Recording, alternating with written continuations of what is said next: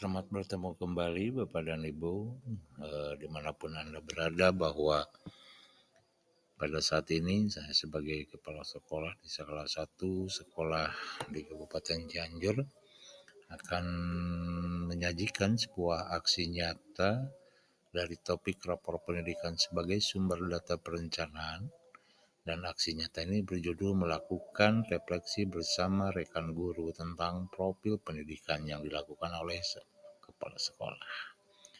Mari kita lanjutkan terhadap berikutnya, bahwa alur aksi nyata ini salah satunya adalah kami itu menyiapkan dokumen laporan-lapor pendidikan yang diunduh dari platform rapor pendidikan. Kemudian rapor pendidikan itu dibaca yang sebagai yang tertera dalam dokumen. Lalu kami memimpin diskusi bersama dengan rekan guru mengenai capaian dari tiap indikator layanan di satuan pendidikan, khususnya indikator prioritas, yaitu literasi, numerasi, karakter, iklim keamanan, dan iklim kebinekaan, serta kualitas pembelajaran. Itulah indikator prioritas yang kami analisis. Nah, indikator layanan mana saja yang memperoleh capaian yang cukup baik? Itu salah satu pertanyaan yang disampaikan kepada mereka, baik secara lisan maupun tertulis, pada saat para guru menganalisis rapor pendidikan yang sudah diunduh dari platform mereka mengajar rapor pendidikan. Yang kedua itu indikator layanan mana saja yang memperoleh capaian yang belum baik. Nah, itu salah satu pertanyaannya. Kondisi atau contoh apa yang ditemukan pada peserta didiknya, tenaga kependidikannya, dan lingkungan satuan pendidikannya. Lalu ada pertanyaan yang diajukan lagi pada saat diskusi, hal baik apa saja yang telah dilakukan satuan pendidikan berdasarkan rapor pendidikan yang telah dilihat. Pertanyaan terakhir, bagaimana rapor pendidikan membantu ibu dan bapak dalam memahami kondisi satuan pendidikan. Nah, itulah alur-alur pada saat diskusi menganalisis rapor pendidikan. Maka ketika itu para guru membantu kami untuk berdiskusi. Nah, dokumen rapor pendidikan SD Negeri Padang Mamur, dan bisa dilihat di layar ini, semuanya berkategori baik, dan alhamdulillah pada saat ini SD kami mendapatkan predikat sebagai sekolah berkemajuan baik, maka mendapatkan BOSP kinerja, ya.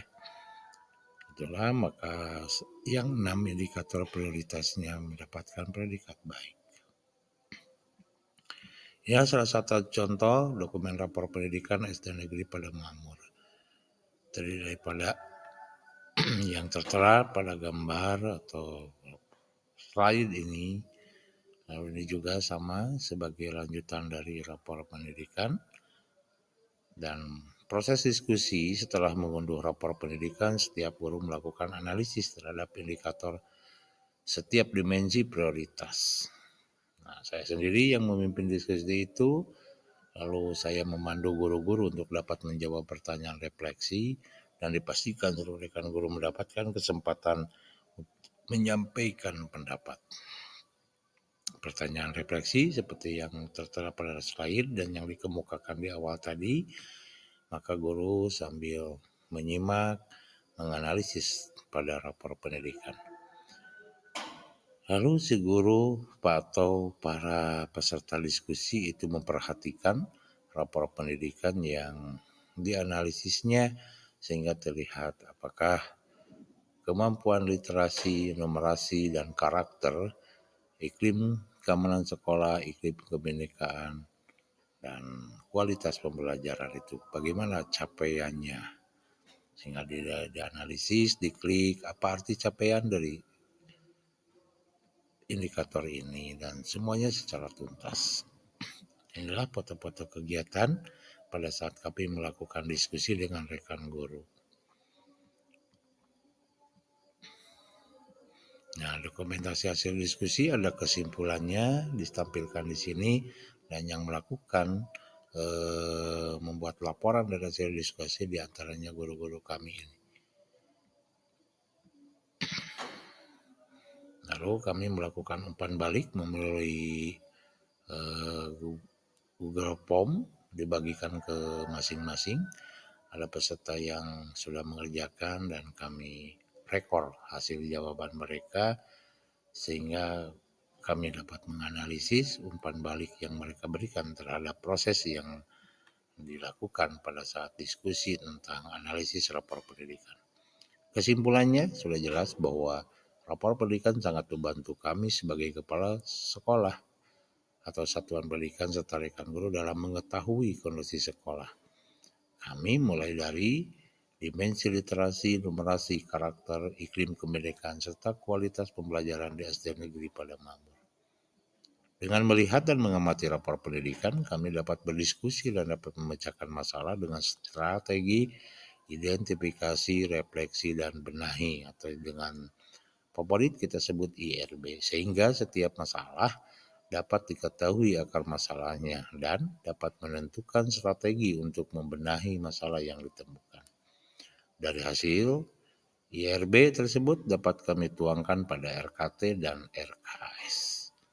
Dan saat ini alhamdulillah sekolah kami masuk ke sekolah yang berkemajuan baik dan mendapatkan BOSP kinerja.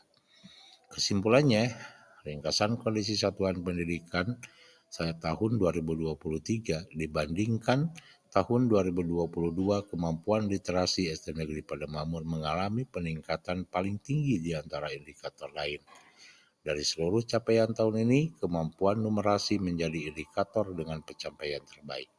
Meski demikian, kemampuan literasi adalah indikator dengan pencapaian terendah, yang salah satunya disebabkan oleh rendahnya kompetensi membaca teks informasi. Salah satu contoh untuk memperbaiki hal ini melalui peningkatan kompetensi guru tenaga pendidikan dan kebijakan yang menunjang kompetensi membaca teks informasi. Mungkin itulah yang saya bisa sajikan. Terima kasih atas atensinya. Sekian. Wassalamualaikum warahmatullahi